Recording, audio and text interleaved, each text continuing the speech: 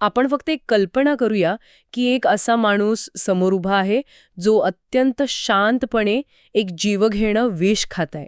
बापरे, जीव घेणं विष. हो, अगदी असं विष ज्याचा एक थेंब जरी सामान्य माणसाच्या पोटात गेला तर काही मिनिटात मृत्यू अटळ आहे. पण तो माणूस चक्क हसतोय, त्याला काहीच झालेलं नाहीये. म्हणजे हे ऐकायला एखाद्या हॉलिवूड चित्रपटातल्या सायन्स फिक्शन सारखं वाटतंय. अगदी तसंच. पण आज आपण कोणत्याही आधुनिक वैद्यकीय पुस्तकावर किंवा जर्नलवर चर्चा करत नाही आहोत. आपण एका अत्यंत अनोख्या आणि शेकडो वर्ष जुन्या ऐतिहासिक स्रोताचं सखोल विश्लेषण करणार आहोत. आणि आजचा आपला तो स्रोत म्हणजे संत तुकाराम महाराजांचा एक अत्यंत प्रसिद्ध असा 3 ओळींचा अभंग आहे. बरोबर. आणि आजच्या या सखोल चर्चेचे एक मिशन आहे. ते म्हणजे या अभंगाच्या शब्दांमागे दडलेल्या तत्वज्ञानाची आणि त्याहीपेक्षा महत्त्वाचं म्हणजे त्या मागच्या विज्ञानाची संपूर्ण उकल करणं, ज्याला आपण फुल एक्सप्लेन म्हणतो तसं. हो, कारण संत वाङ्मय म्हटलं की बहुतांश वेळा आपल्या डोक्यात भक्ती, अध्यात्म किंवा ऐहिक जगापासून दूर जाण्याचा उपदेश अशीच एक चौकट तयार झालेली असते. हो ना. त्यामुळं या साहित्याकडे मानवीय क्षमतेच्या मर्यादा ओलांडण्याचं शास्त्र किंवा एक हाय परफॉर्मन्स मॅन्युअल म्हणून पाहण्याचा दृष्टिकोनच मुळात खूप क्रांतिकारी आहे. आणि नेमका तोच दृष्टिकोन आज आपल्याला वापरायचा आहे. अशक्य वाटणाऱ्या गोष्टी शक्य कशा होतात या प्रक्रियेच्या अगदी मुळाशी आज आपण जाणार आहोत. मग या प्रवासाची सुरुवात कुठून करायची? कारण कसं आहे, या अभंगात खूप वेगळे पदर आहेत. आपण अभंगाच्या पहिल्याच धक्कादायक ओळीपासून सुरुवात करूया. ही ओळ आहे, साधुनी बचनॉग खाती तोळा तोळा आणि का ते डोळानं पाहावे. आता इथे पहिल्यांदा बचनॉग म्हणजे काय हे समजून घेणं गरजेचं आहे. बचनॉग ही एक अत्यंत विषारी वनस्पती आहे, म्हणजे थेट जीव घेणं विष. अगदी बरोबर. आता साहजिकच पहिला प्रश्न हा येतो की कोणी माणूस जाणीवपूर्वक विष कसं आणि का खाऊ शकतो. म्हणजे मला हे थोडंसं लसीकरणासारखं वाटतंय, जिथे आपण आजाराचे अत्यंत क्षीण झालेले जंतू शरीरात सोडतो आणि प्रतिकारशक्ती वाढवतो. अच्छा. पण तरीही थेट विष खाणं ही प्रक्रिया शरीरात नक्की कशी काम करत असावी? लसीकरणाची उपमा इथल्या प्रक्रियेला समजून घेण्यासाठी एक उत्तम दुवा आहे. पण आपण याच्या जीवशास्त्रीय आणि रासायनिक पातळीवर जाऊन विचार करूया. जेव्हा अभंगात तोळा तोळा हा शब्द येतो ना, हो, तोळा तोळा, तो अत्यंत सूक्ष्म आणि मोजून मापून घेतलेल्या प्रमाणाबद्दल बोलत असतो. आधुनिक विज्ञानात याला हॉर्मेसिस असं म्हणतात. ही एक अशी जीवशास्त्रीय प्रक्रिया आहे जिथे एखाद्या अत्यंत घातक गोष्टीचा किंवा विषाचा अतिशय लहान डोस शरीराला दिला जातो. अच्छा, म्हणजे डोस एवढा लहान असतो की तो मारक ठरत नाही. अगदी. हा डोस शरीराला मारण्याइतका मोठा नसतो, पण शरीराच्या पेशींना आणि यकृताला म्हणजे लिव्हरला एक प्रकारचा धक्का देण्यासाठी पुरेसा असतो. म्हणजे शरीराला एक अलार्म मिळतो की काहीतरी धोकादायक आत आलं आहे. हो, अगदी तसंच. आणि त्या अलार्मला प्रतिसाद म्हणून यकृत विशिष्ट प्रकारचे एन्झाईम्स किंवा विकरे वेगाने तयार करू लागतं, जे त्या विषाला निष्प्रभ करू शकतील. अरे वा. जेव्हा तो माणूस तोळा तोळा सराव करत असतो तेव्हा तो मुळात स्वतःच्या पेशींची आणि यकृताची विष पचवण्याची क्षमता टप्प्याटप्प्याने वाढवत असतो. म्हणजे तो माणूस बाहेरून तोच दिसतो, पण आतून त्याची संपूर्ण रासायनिक रचना बदललेली असते. म्हणजे संत तुकारामांनी वापरलेला साधुनी हा शब्द इथे खूपच अचूक आहे. तर नक्कीच हे काम एका रात्रीत होत नाही. त्याला वर्षानुवर्षांची साधलेली अत्यंत संयत आणि वैज्ञानिक प्रक्रिया लागते. एक मिनिट, याचा अर्थ हा निव्वळ वेडेपणा किंवा डोळे झाकून केलेला प्रयोग नाही.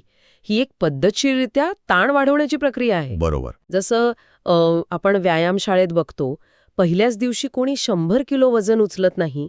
आधी 5 किलो, मग 10 किलो. त्यामुळे स्नायूंना सूक्ष्म भेगा पडतात. शरीर ते स्नायू दुरुस्त करतं आणि अधिक बळकट बनवतं. शरीराला ताण सहन करायची सवय लावणं हाच तो प्रकार आहे ना? व्यायामाचं उदाहरण या तोळा तोळा संकल्पनेला अगदी चपखल बसतं. पण या ओळीच्या दुसऱ्या भागाकडे लक्ष द्या. आणि का ते डोळांनं पाहावे. म्हणजे जे बघायलाही भीतीदायक आहे. हो, म्हणजे ज्यांनी हा सराव केलेला नाही अशा सामान्य लोकांना हे भगवत सुद्धा नाही. याचं कारण काय असावं असं वाटतं आपल्याला? मला वाटतं सामान्य माणूस फक्त तो अंतिम टप्पा बघतो. त्याला फक्त तो माणूस दिसतोय जो हसत हसत विष खातोय. बरोबर. त्या सामान्य माणसाला हे माहीत नसतं की त्या तज्ज्ञाने स्वतःच्या यकृताला आणि पेशींना हजारो वेळा सूक्ष्म ताण देऊन प्रशिक्षित केलंय. म्हणूनच त्याला ते जादू किंवा चमत्कार वाटतो आणि तो भीतीने डोळे झाकून घेतो. हाच तो महत्वाचा दुवा आहे. सामान्य माणूस प्रक्रियेकडे दुर्लक्ष करून फक्त परिणामावर लक्ष केंद्रित करतो आणि जेव्हा प्रक्रिया समजत नाही तेव्हा आपण त्याला चमत्कार हे सोयीस्कर नाव देतो. खरंय, इथपर्यंत आपण शरीराच्या अंतर्गत बदलांबद्दल बोललो. म्हणजे विष पचवणं ही एक मूक, अंतर्गत आणि जीवशास्त्रीय प्रक्रिया आहे. शरीर आतल्यात काम करतं. पण जेव्हा धोका हा म्हणजे अंतर्गत नसून बाहेरून चालून येणारा, आक्रमक आणि थेट डोळ्यांना दिसणारा असतो, तेव्हा काय होतं? कारण अभंगाची दुसरी ओळ आपल्याला थेट एका भयानक बाह्य धोक्यासमोर नेऊन उभी करते. आणि ती ओळ कोणती आहे? ती ओळ आहे, साधूनी भुजंग धरी तिळ हातीन आणि के कांपती देखोनिया. अच्छा, आता आपण रसायनशास्त्राकडून थेट मज्जासंस्थेकडे आणि मानसशास्त्राकडे वळत आहोत. पण इथे माझा एक खूप मोठा प्रतिप्रश्न आहे. बोला. जर संत तुकारामांना माणसाला फक्त कोणत्याही गोष्टीचा सराव करा आणि कौशल्य मिळवा एवढाच संदेश द्यायचा होता, तर त्यांनी सापाचं म्हणजेच भुजंगाचं उदाहरण का निवडलं? बरोबर विचारताय. ते असंही म्हणू शकले असते की दररोज गणित सोडवा आणि हुशार व्हा, किंवा दररोज मातीची भांडी बनवण्याचा सराव करा. विष खाणं आणि सापाला उघड्या हातांनी पकडणं इतकी टोकाची, मृत्यूच्या दारात नेऊन उगी करणारी उदाहरणेच का? हा आक्षेप अतिशय रास्त आहे आणि याच प्रश्नात या अभंगाचं खरं मानसशास्त्रीय रहस्य लढलं आहे. जर गणिताचं किंवा भांडी बनवण्याचं उदाहरण दिलं असतं तर लढा फक्त अज्ञानाशी किंवा कौशल्य नसण्याशी राहिला असता. अच्छा. पण जेव्हा सापाचं उदाहरण येतं तेव्हा माणसाचा लढा अज्ञानाशी नसून लाखो वर्षांच्या उत्क्रांतीतून आलेल्या प्रायमल फिअर किंवा आदिम भीतीशी असतो. मानवी मेंदूत अमिगडाला नावाचा एक भाग असतो जो धोक्याची घंटा म्हणून काम करतो. म्हणजे सापाला पाहिल्यावर आपल्याला जी धडकी भरते ती आपण ठरवून करत नाही, तर ती जैविक प्रतिक्रिया असते. बरोबर. जेव्हा एखादा सामान्य माणूस सापाला बघतो तेव्हा त्याचा मेंदू तर्काचा विचार न करता थेट अमिगडालाला संदेश पाठवतो. शरीरात फाईट ऑर फ्लाईट म्हणजे लढा किंवा पळा ही रसायने उसळी मारतात. बापरे. हृदयाचे ठोके वाढतात, स्नायू आखडतात आणि काही कांपती देखुनिया ही ओळ त्याच शारीरिक थरथरीचं अत्यंत अचूक वर्णन करते. ती भीती उपजात असते. जीव वाचवण्यासाठी निसर्गानेच ती मेंदूत पेरलेली असते. मग मला सांगा, जो माणूस त्या सापाला लिहिल्या हातात पकडतो त्याचा अमिगडाला काम करत नाही का? की तो जन्मजात निडर असतो? प्रॅक्टिस किंवा सरावाने उत्क्रांतीच्या या जैविक प्रतिक्रियेला कसं काय हरवता येऊ शकतं? तो जन्मजात निडर नसतो आणि हेच तर इथलं सगळ्यात मोठं विज्ञान आहे. इथे न्यूरोप्लॅस्टिसिटी म्हणजे मेंदूच्या स्वतःला बदलण्याच्या क्षमतेचा आणि एक्सपोजर थेरपीचा संबंध येतो. म्हणजे सरावाने मेंदू बदलतो? हो. जेव्हा तो सराव करणारा माणूस वारंवार असुरक्षित आणि नियंत्रित वातावरणात सापांच्या संपर्कात येतो तेव्हा तो त्याच्या मेंदूतील प्रीफ्रंटल कॉर्टेक्स म्हणजे तार्किक विचार करणाऱ्या भागाला बळकट करत असतो. अच्छा, म्हणजे अमिगडाला ओरडून सांगतोय की हा धोका आहे, पळा, पण तार्किक मेंदू त्याला शांत करतोय. अगदी तसंच. हजारो वेळेच्या सरावानंतर तार्किक मेंदू अमिगडालावर पूर्ण नियंत्रण मिळवतो. मेंदूतील जुने भीतीचे मार्ग पुसले जातात आणि विश्वासाचे नवीन मार्ग तयार होतात. म्हणजे तो केवळ सराव नाहीये, ती मेंदूची पुनर्रचना आहे. अगदी. त्यामुळे जेव्हा तो तज्ज्ञ सापाला हातात धरतो तेव्हा तो भीती न वाटण्याचं नाटक करत नसतो, तर त्याच्या मेंदूने तो धोका हाताळायला शिकलेला असतो. त्याची मज्जासंस्था पूर्णपणे शांत असते. हे ऐकताना माझ्या अंगावर अक्षरशः काटा आलाय. कारण आपण यशाकडे किंवा प्रावीण्याकडे फक्त एक कौशल्य म्हणून पाहतो, पण या उदाहरणावरून हे स्पष्ट होतंय की सर्वोच्च पातळीवर पोहोचण्यासाठी तुम्हाला फक्त कौशल्य शिकून चालत नाही. नक्कीच नाही. तुम्हाला तुमच्या आतल्या आदिम भीतीवर, तुमच्या जन्मजात शारीरिक आणि मानसिक प्रतिक्रियांवर पूर्ण ताबा मिळवावा लागतो. जो माणूस सापाला घाबरून थरथर कापतोय तो सापाच्या ताकदीला घाबरत नाहीये, तो स्वतःच्या मज्जासंस्थेवर नियंत्रण नसल्यामुळे घाबरतोय. अगदी बरोबर. आणि जो सापाला पकडतोय त्याने केवळ सापावर विजय मिळवलेला नाही, तर स्वतःच्या लाखो वर्षांच्या जैविक भीतीवर विजय मिळवलाय. ही एक प्रचंड मोठी मानसिक क्रांती आहे. या अंतर्गत बदलांमागची आणि बाह्य भीतीवर मात करण्यामागची संकल्पना आता स्पष्ट झाली आहे. पण हे सर्व करण्यासाठी लागणारी जी एकमेव आणि अंतिम शक्ती आहे ना, ती अभंगाच्या तिसऱ्या ओळीत दडली आहे. आणि ती ओळ आहे, असाध्य ते साध्य करिता सायास, कारण अभ्यास तुका म्हणे. या एका ओळीत संत तुकारामांनी मानवी अस्तित्वाचा सर्वात मोठा नियम सांगितला आहे.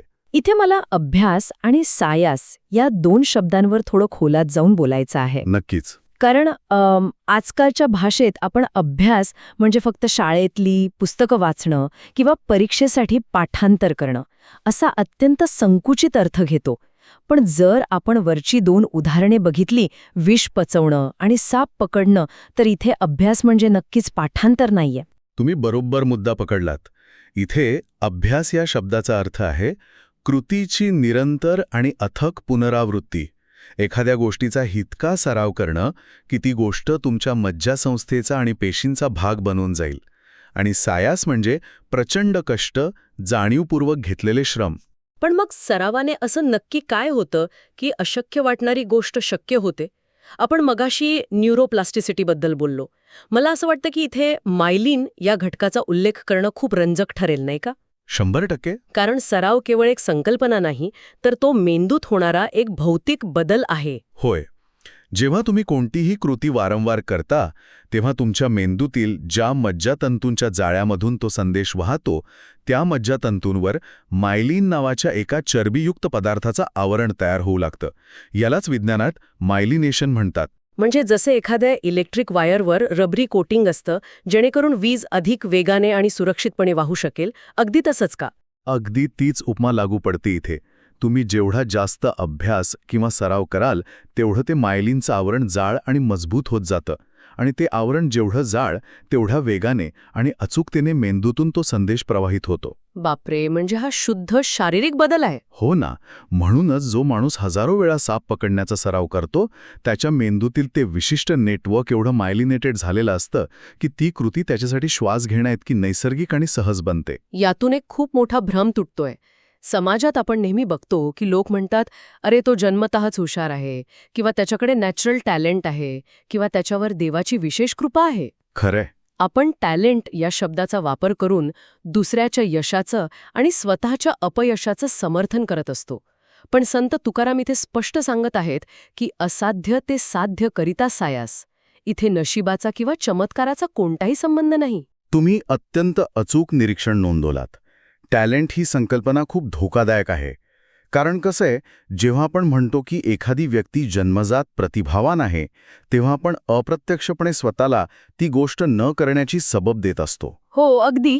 तो तर सापाचा खेळ करणाराच आहे, मी सामान्य माणूस आहे, मला भीती वाटणारच, हा तो पळपुटेपणा आहे. म्हणजे लोकांना चमत्कार किंवा जन्मजात प्रतिभा या गोष्टींवर विश्वास ठेवायला आवडतं, कारण त्यामुळे त्यांना स्वतःच्या आळशीपणाचं किंवा सराव न करण्याचं एक सोयीस्कर कारण मिळतं. नक्कीच. जर तुम्ही मान्य केलंत की त्या माणसाने विष पचवण्यासाठी किंवा साप पकडण्यासाठी सायास म्हणजे रक्त आटवणारे कष्ट आणि हजारो तासांचा अभ्यास केला आहे, तर तुम्हालाही तेवढेच कष्ट घ्यावे लागतील. हे वास्तव स्वीकारावं लागतं. आणि ते वास्तव अनेकदा अस्वस्थ करणारं असतं. हो. आणि तुकाराम महाराज या ओळीतून तेच अस्वस्थ करणारं पण अत्यंत सशक्त सत्य मांडत आहेत की जगात जन्मजात कोणीही काहीही घेऊन येत नाही. प्रत्येक गोष्ट ही मायलिनेटेड प्रॅक्टिस किंवा सरावानेच साध्य करावी लागते. ओळींचे स्वतंत्रपणे जे पदर उलगडले आहेत त्यांना आता एका सूत्रात बांधण्याची वेळ आली आहे. आपण जर याला एका सूत्रात पाहिलं तर हे कोणत्याही क्षेत्रात मास्टर किंवा तज्ज्ञ होण्याचे एक संपूर्ण विज्ञान आहे. होय. आणि या विज्ञानाचे 3 टप्पे या अभंगातून अगदी लख्खपणे समोर येतात. पहिली पायरी म्हणजे तोळा तोळा सराव करणे. कोणत्याही अशक्य किंवा कठीण वाटणाऱ्या गोष्टीची सुरुवात एकदम मोठी उडी मारून न करता अत्यंत सूक्ष्म, मोजमाप केलेल्या आणि शरीराला सवय होईल अशा टप्प्याटप्प्याने करणे. ज्याला आपण हॉर्मेसिस म्हटलं मगाशी. बरोबर. ज्यामुळे आपलं शरीर त्या बदलांना अंतर्गत पातळीवर पचवायला शिकेल. आणि त्यानंतर येते दुसरी पायरी, जी सर्वात आव्हानात्मक असते.